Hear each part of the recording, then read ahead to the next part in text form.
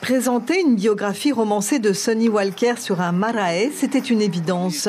Pour l'écrivain Harry Rowe, pour l'éditeur aussi, mais surtout pour le personnage central de cette aventure intérieure, lui, l'ancien protestant devenu païen, l'homme qui s'est retourné sur son passé et a décidé de vénérer les dieux du panthéon polynésien. Je me suis beaucoup aussi intéressé à notre histoire. Et dans l'histoire, il y a aussi la pratique religieuse, donc, qui était une pratique idolâtre, polythéiste, animiste.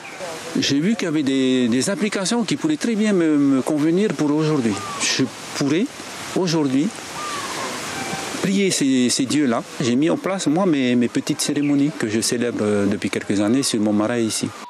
Alors il s'est attelé à la tâche, rénover ce marae, retrouver des cérémonies oubliées, renouer le dialogue avec ses ancêtres et tutoyer des dieux qui lui chuchotent à l'oreille des valeurs qui correspondent à son âme de Maui, mais il ne prêchera pas.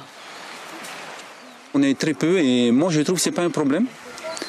Premièrement, ça peut peut-être rassurer les autres religions qui craignaient que j'allais leur prendre quelques fidèles. Moi, je leur dis, rassurez-vous, moi, je ne suis pas du tout pour ça. Je ne suis pas pour faire du prosélytisme, pour remplir mon marae.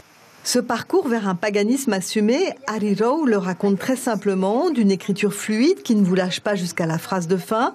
Elle déroule le journal de bord d'un homme qui ne l'a pas écrit et en fait un personnage qui devient vite passionnant.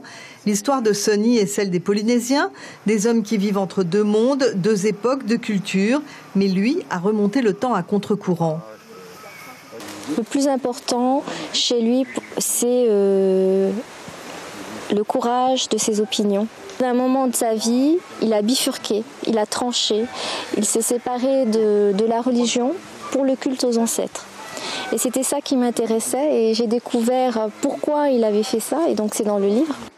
Cet homme tolérant, autant qu'il est rigide, nous le suivons dans son chemin de vie grâce à une femme de lettres accessible.